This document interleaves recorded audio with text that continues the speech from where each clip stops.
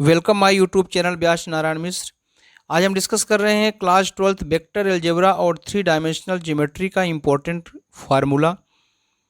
उसमें से जो फर्स्ट फार्मूला है कि अगर एक लाइन है जिसका डायरेक्शन रेशियो ABC है और उस लाइन का जो डायरेक्शन कोसाइन है वो दिया हुआ है LMN, तो उनके बीच में रिलेशन हो जाता है L/A equal to M/B equal to N/C, जैसा कि आप देख सकते हैं।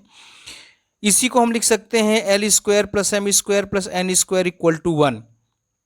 यहाँ पे L हो जाएगा A/√A² + B² + C², M हो जाएगा +-B/√A² + B² C², N हो जाएगा equal to +-C/A² + B² + C²।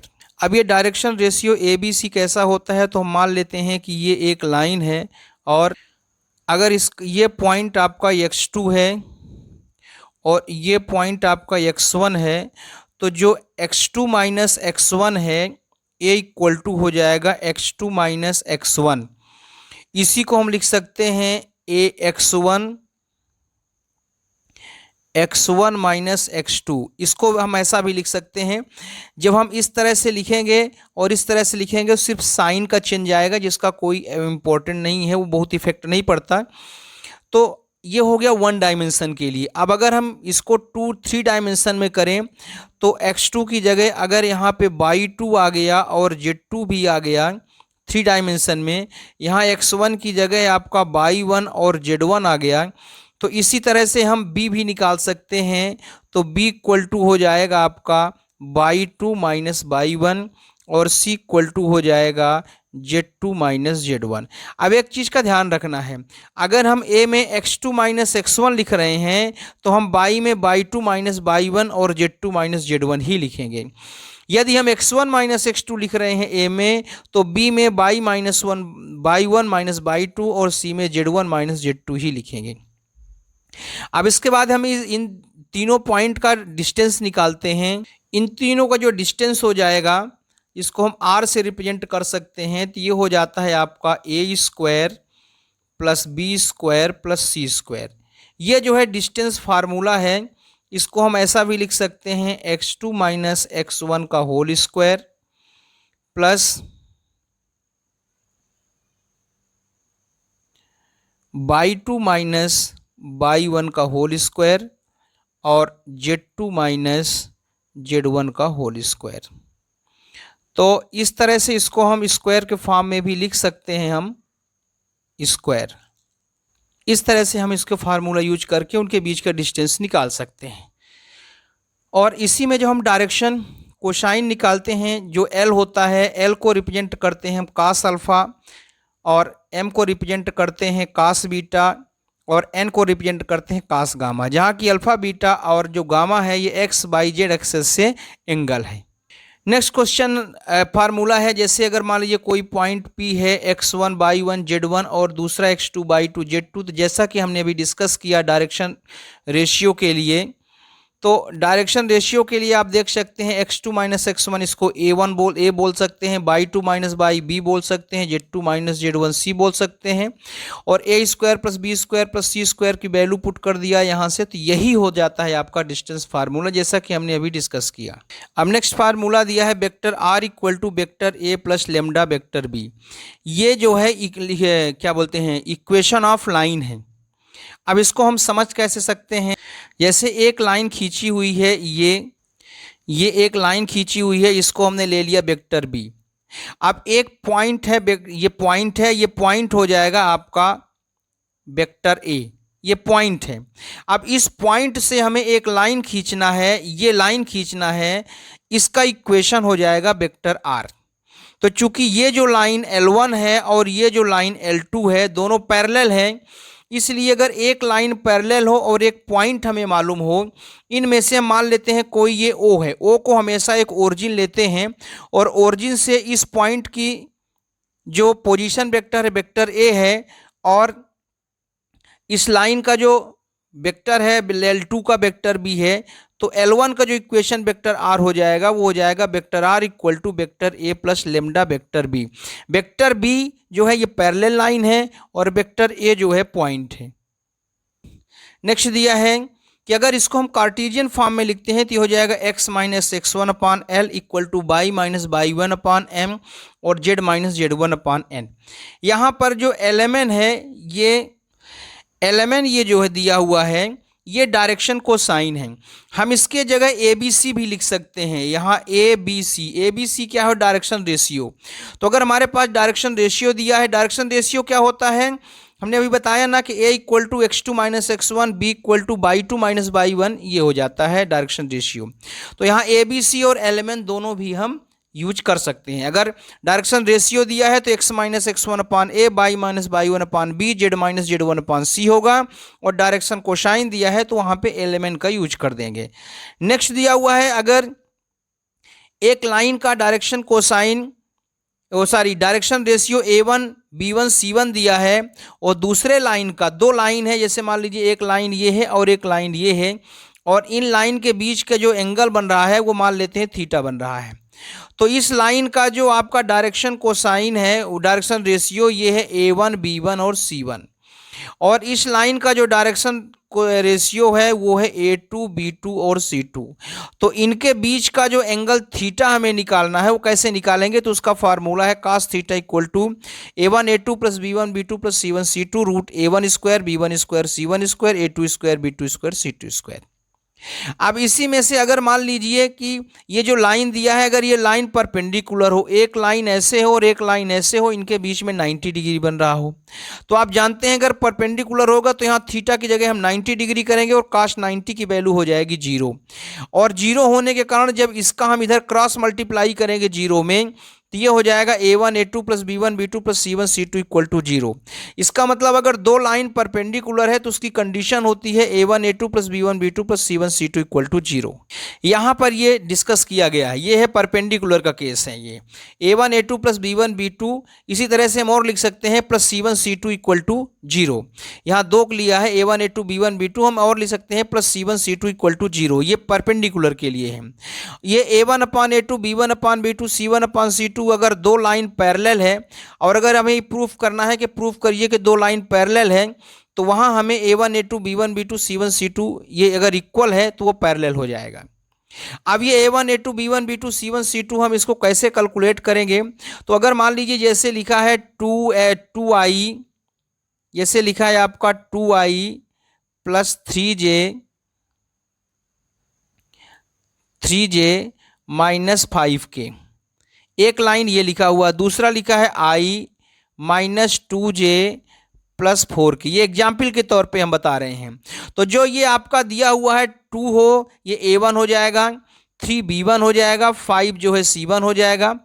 इसी तरह से जो i का कोफिशिएंट यहाँ 1 है तो 1 a2 हो जाएगा, जहाँ j का कोफिशिएंट 2 जो है ये b2 हो जाएगा, k का कोफिशिएंट जो 4 है ये c2 हो जाएगा। तो इस तरह से a1 b1 c1 a2 b2 c2 मिल जाएगा। अगर ये कंडीशन फुलफिल हो रहा है, ये वाला कंडीशन फुलफिल हो रहा है, तो इसका मतलब कि ये लाइन और ये लाइन कैसे है? परपेंडिकुलर। और अगर ये कंडीशन फुलफिल हो रहा है, इसका मतलब कि ये लाइन दोनों कैसे हैं? पैरेलल हैं। अब इसी तरह से एक और क्वेश्चन है, अगर मान लेते हैं दो लाइन है, एक लाइन है a1 प्लस लेमडा b1 और एक लाइन है a2 प्लस म्यू b2। अब इनके बीच का जो हमें इक्वेशन एंगल निकालना है, तो cos theta equal to b1 plus b2 upon mod b1 mod b2। यहाँ ध्यान रखना है, यहाँ पर जो पैरेलल लाइन b1 है और यहाँ पे जो पैरेलल लाइन b2 है, दोनों अलग अलग हैं। तो हम इस फार्मूले में पुट कर देंगे तो इस लाइन ये a1 प्लस लेमडा b1 और a2 प्लस म्यू b2 के बीच का एंगल आ जाएगा। अब अगर मान लेते हैं कि एक line vector r equal to a1 plus lambda b1 और a2 प्लस म्यू b2 इनके बीच का एंगल है, तो जैसे एक लाइन ये हो गया और एक लाइन ये हो गया, इनके बीच का एक एंगल है, वो एंगल हमने पिछले फार्मूले से फाइंड कर लेंगे। लेकिन अगर इन दोनों लाइन के बीच में हमें डिस्टेंस फाइंड करना है, तो डिस्टेंस कैसे फाइंड करेंगे? तो डिस्टेंस का मतलब क्या होता है? तो आप देख सकते हैं ये भी एक डिस्टेंस हो जाएगा, ये भी एक डिस्टेंस हो जाएगा और यहाँ भी एक डिस्टेंस हो जाएगा। तो क्या ये तीनों डिस्टेंस कहलाएंगे? नहीं, जो मिनिमम डिस्टेंस होता है उसको हम शॉर्टेस्ट डिस्टेंस कहते हैं। मतलब यदि हमें ये आपका दिया है, यहाँ से AB हो जाएगा, ये आपका CD हो जाएगा और ये अगर आपका EF हो जाएगा। तो आप देख सकते हैं डायग्राम के अकॉर्डिंग जो AB है, AB की डिस्टेंस सबसे कम है, इसलिए अगर इस लाइन को L1 और इस लाइन को L2 बोला जाए तो इनके बीच की जो डिस्टेंस होती है वो AB मानी जाएगी, CD और EF नहीं माना जाएगा। जो मिनिमम डिस्टेंस होता है वो डिस्टेंस काउंट किया जाता है। अब इस कंडीशन पे चूंकि आप देख सकते हैं कि L1 और L2 इस लाइन का और इस लाइन का जो पैरेलल वेक्टर है, ये दोनों पैरेलल नहीं है, ये कैसे हैं, स्क्यू लाइन से, मतलब ये एक दूसरे से तिरछी लाइन, स्क्यू लाइन मतलब तिरछी लाइन है, मतलब जैसे एक लाइन ये हो गया और एक लाइन ये हो गया, तो इसमें ये डिस्टेंस नहीं मानी जाएगी, ये डिस्टेंस मानी जाएगी। जो मिनिमम डिस्टेंस होती है वो काउंट किया जाता है और इस डिस्टेंस का फार्मूला होता है B1 cross B2 A2 minus A1 B1 cross B2 का मॉड। ये इंपॉर्टेंट फार्मूला है, इसको ध्यान रखना है। अब दूसरी कंडीशन दिया है, अगर vector R equal to A1 plus lambda vector B या vector R equal to A2 plus mu vector B. अब यहाँ देख सकते हैं दोनों वेक्टर भी इक्वल है। दोनों वेक्टर भी इक्वल का मतलब हो गया दोनों लाइन क्या है, पैरेलल है। ये दोनों लाइन पैरेलल है। अगर यहां से आप देख सकते हैं कि अगर ये वेक्टर बी है, ये भी वेक्टर बी है, इसका मतलब दोनों का जो पैरेलल लाइन, दोनों लाइन कैसी हैं, पैरेलल हैं। अब इनके बीच की हमें डिस्टेंस निकालना है, तो चूंकि पैरेलल लाइन के किन्हीं भी दो पॉइंट के बीच की डिस्टेंस इक्वल होती, चाहे यहाँ से निकालो, चाहे ये डिस्टेंस निकालो, चाहे ये डिस्टेंस निकालो, इक्वल होता है। तो कोई भी डिस्टेंस निकाल लेंगे, इनमें से जो डिस्टेंस का फार्मूला है D है, उसका फार्मूला होता है vector B cross A2 minus A1 अपान वेक्टर मॉड वेक्टर B। अब यूनिट वेक्टर अक्सर पूछते हैं, यूनिट वेक्टर का फार्मूला होता है vector A upon mod vector A. Unit vector का अगर हम डिटर्मिनेंट्स लेते हैं तो उसकी वैल्यू कितनी आती है, 1। इस चीज को अपने को ध्यान रखना है। अब डायग्राम के अकॉर्डिंग देखिए, जैसे एक पॉइंट Q है और एक पॉइंट P है, इस पॉइंट के मिलाने वाली जो ये ज्वाइनिंग लाइन है PQ, इसको R जो है दो पार्ट में डिवाइड कर रहा है, एक N पार्ट है और एक M पार्ट है। R चूंकि इंटरनली डिवाइड कर रहा है तो यहाँ पे सेक्शन फार्मूला होगा और R का जब ओरिजिन से जो पोजीशन वेक्टर है वो कितना है, वेक्टर R है, तो इसका फार्मूला हो जाएगा M vector B plus N vector A upon M plus N। ये इंटरनली है। अगर यही चीज आप देख सकते हैं कि R डिवाइड तो कर रहा है, लेकिन कहाँ डिवाइड कर रहा है, जब हम PQ को आगे बढ़ाते हैं तब जाके हमें R मिलता है, तो इसको बोलते हैं एक्सटर्नली डिवाइड। इसमें क्या होता है, इसमें इंटरनली में प्लस होता है और एक्सटर्नली में माइनस यूज हो जाता है, बस। अब अगर एक वेक्टर A और वेक्टर B है, इन दोनों के बीच में जो डॉट प्रोडक्ट होता है उसको mod vector B cos theta लिख सकते हैं। आपको हम बता दें कि मॉड वेक्टर A को हम A भी लिख सकते हैं और मॉड वेक्टर B को B लिख सकते हैं। इन दोनों वेक्टर के बीच में अगर एंगल निकालना है तो cos theta equal to A dot B upon mod A mod vector B होता है। जब भी कभी दो लाइन के बीच में परपेंडिकुलर प्रूफ करना हो तो हमेशा डॉट प्रोडक्ट का यूज किया जाता है, A डॉट B का ही यूज करते हैं, क्योंकि अगर परपेंडिकुलर है तो थीटा की वैल्यू हो जाएगी 90 डिग्री और cos 90 की वैल्यू 0 होती है। इसका मतलब परपेंडिकुलर के लिए अगर दो लाइन परपेंडिकुलर है तो इसको प्रूफ करने के लिए A dot B equal to 0 आना चाहिए। अब इसके बाद आता है cross product, vector A cross vector B A B sine theta n cap. आप देख सकते हैं जो ये डॉट प्रोडक्ट होता है ये एक स्केलर क्वांटिटी है, मतलब इसको प्रोडक्ट करने के बाद जो ये क्वांटिटी मिलती है ये स्केलर होती है। लेकिन जो ये क्रॉस प्रोडक्ट है vector A cross vector B, ये एक वेक्टर क्वांटिटी है। वेक्टर क्वांटिटी का मतलब मल्टीप्लाई करने के बाद भी उसका एक डायरेक्शन होता है और वो direction vector A cross vector B के परपेंडिकुलर होता है, जिसको हम एन कैप से रिप्रेजेंट करते हैं। तो यहां से अगर हम साइन थीटा निकालना चाहें और चूंकि एन कैप जो है ए और बी के परपेंडिकुलर डायरेक्शन में है, तो अगर हम डायरेक्शन को ना काउंट करके ओनली मैग्नीट्यूड काउंट करें तो ए क्रॉस बी का हम लेते हैं मॉड, जैसा कि दिखा हुआ है। तो ये हो जाएगा A cross B upon A B. अब अगर मान लीजिए हमें दो लाइन पैरेलल प्रूफ करना है तो पैरेलल प्रूफ करने के लिए एक फार्मूला हमने बताया था A1 upon A2 equal to B1 upon B2 equal to C1 upon C2। यहाँ से भी आप पैरेलल प्रूफ कर सकते हैं। पैरेलल में थीटा 0 होता है और चूंकि साइन 0 की वैल्यू 0 हो जाती है, तो अगर vector A cross vector B की वैल्यू 0 हो रही है, इसका मतलब वेक्टर A और वेक्टर B पैरेलल हैं। लेकिन चूंकि ए क्रॉस बी मल्टीप्लाई करना पड़ता है, इसलिए पैरेलल के लिए हम नॉर्मली उसी फार्मूले का यूज करते हैं। किसको, A1 upon A2 plus B1 upon B2 plus C1 upon C2। Class 10th में भी हम पढ़ चुके हैं कि अगर A1 upon A2 equal to B1 upon B2 equal to C1 upon C2 है तो दोनों लाइन पैरेलल होंगी। अब अगर हम प्रोजेक्शन देखते हैं, ए का बी पे प्रोजेक्शन देखते हैं तो ए कास थीटा होगा। आइए हो जाएगा vector A dot B upon vector B. अगर इसको हम समझना चाहें तो आप देख सकते हैं vector A B equal to होता है ए बी कास थीटा। अब यदि हमें ए का प्रोजेक्शन लेना है तो इसको हम लिख सकते हैं A cos theta equal to vector A dot vector E upon B. अगर बी का प्रोजेक्शन लेना है तो B cos theta equal to हो जाएगा A dot B upon A. ये हमने जैसा डिस्कस किया कि अगर एक्स एक्सेस से अल्फा एंगल बना रहा, वाई एक्सेस से बीटा एंगल बना रहा, जेड एक्सेस से गामा एंगल बना रहा, तो एल एम एन की ये वैल्यू हो जाती है। इसको हम डिस्कस कर चुके हैं।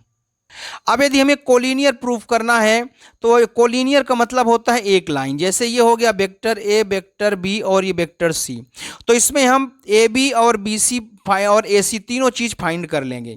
फिर हम देखेंगे क्या हम किन्हीं दो को प्लस करते हैं तो तीसरे की इक्वल होता है, मतलब बी सी और ए सी को इक्वल करने से अगर ए बी आता है तो वो कोलिनियर कहलाता है।